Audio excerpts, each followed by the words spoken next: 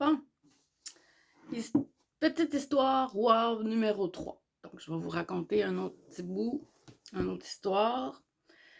Cette fois-ci, ce sera pas avec un tirage de cartes. C'est quelque chose qui m'est arrivé il y a quelques années. Puis, je vous expliquais que des fois, j'ai l'impression de ressentir les gens. Il y a quelques années, j'ai travaillé chez Zeller à Rosemère. J'étais au service à la clientèle, donc chandail rouge. Les gens, moi, j'allais voir les gens pour savoir c'était quoi le besoin. Puis il y avait les gens de l'entrepôt, eux avaient les chandails gris. Supposément là, qu'il y avait une entente entre le magasin que les chandails rouges ne parlaient pas aux chandails gris. Moi, je parlais à tout le monde. Puis dans ce temps-là, on avait le droit de fumer dans les entreprises. Donc, dans la salle de pause en haut, il y avait une grande salle pour les dîners, puis il y avait une mini-salle au fond avec une porte fermée. Puis les fumeurs allaient là. Il y avait une table et des divans. C'était pas grand, là.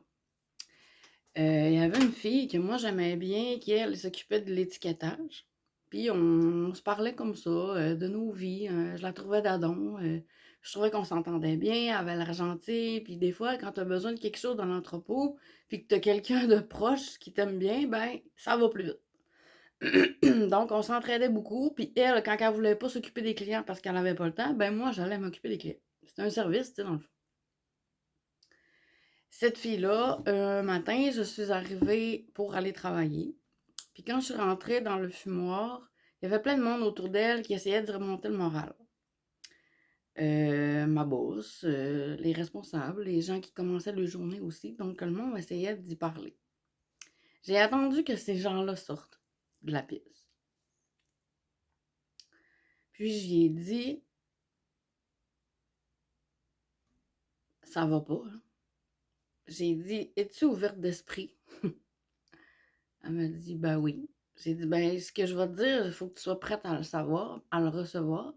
Mais si je te dis des choses, l'idée, c'est pas de te faire peur, là. Elle m'a dit, OK. J'ai dit, ben, moi, ce que je ressens, c'est que tu veux un bébé. Tu voudrais tomber enceinte, mais ça fonctionne pas. Puis j'ai dit, la raison, c'est que t'es pas prête.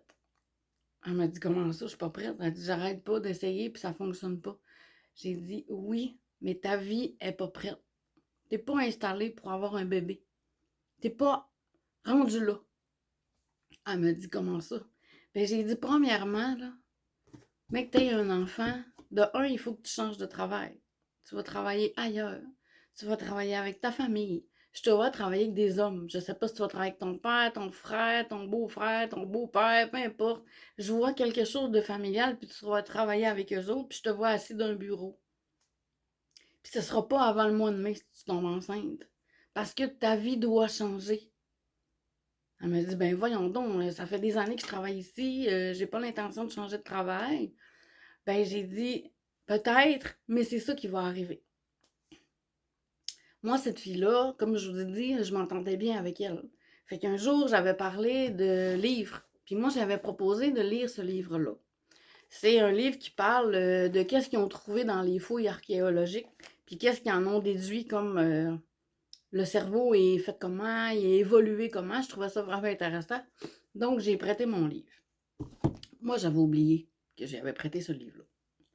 Donc, à ce moment-là, on fait nos journées, on travaille, blablabla, on s'en va en congé de Noël. Donc, on part en congé de Noël. Mais moi, à ce moment-là, j'étais à Montréal, fait que je viens passer Noël chez nous, tu sais, au Saguenay. Donc, je suis plus longtemps en congé, tu sais. Fait que je reviens plus tard. Puis quand je reviens, je la vois plus, cette fille-là. Ça faisait une couple de jours que j'avais pas vu Nathalie. Puis elle était toujours dans l'étiquetage, puis elle travaillait tout le temps. Une semaine ou deux après, ma boss, elle vient me voir, puis elle me dit, j'ai quelque chose à te dire. Je dis, OK. Elle dit, je t'emmène le livre à Nathalie. OK, mais je comprenais pas pourquoi ma boss me donnait le livre que j'avais prêté à Nathalie. Je trouvais ça comme... c'est un gros lien, là. En fait, c'est que ma boss était la belle-mère à Nathalie, puis moi, je ne le savais pas. Dans le fond, Nathalie sortait avec son fils. essayait d'avoir un enfant, ça fonctionnait pas. Mon amie a démissionné, elle est partie. Ils ont ouvert un garage avec ses frères et son père. Elle est devenue à la réception, donc elle s'occupait de la réception, des téléphones, la secrétaire un peu du garage. Je l'ai su parce qu'elle m'avait écrit un petit message dans mon livre. Je le savais pas. Puis elle m'avait écrit: Merci Josée, t'avais raison, tous ces changements-là sont arrivés. J'ai vraiment, vraiment hâte au mois de mai. Mais merci de m'avoir réaligné sur ma route, tu sais. Je ne sais pas ce qui est devenu cette fille-là. Je ne sais pas si ça a fonctionné, mais le début, en tout cas, je l'ai eu. Puis la confirmation de que j'avais ressenti les choses, puis que j'avais vu juste, je l'ai eu, cette confirmation-là. C'est plate parce que je l'ai plus, le petit message qu'elle m'avait écrit. J'aurais aimé ça l'avoir pour vous le montrer, mais j'ai tellement déménagé que je ne sais plus il est rendu où. Mais tout ça pour dire que c'est encore une fois quelque chose qui m'a prouvé que j'avais raison, que mon ressenti était bon. Puis c'est ça qui me pousse à continuer toujours à faire ça. Le pire dans tout ça, savez-vous c'est quoi? C'est que cette fille-là, j'ai appris après qu'elle était ma voisine de bloc. On était voisines de bloc appartement. Je le savais même pas.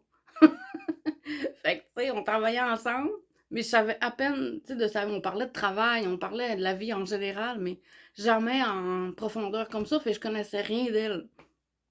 Donc, j'espère que ça va bien pour elle. J'espère que ça s'est réalisé, tout ce que j'ai dit. Puis, c'est ça. C'est ça ma petite histoire par rapport à Zeller Rosemère. Merci. Bonne journée.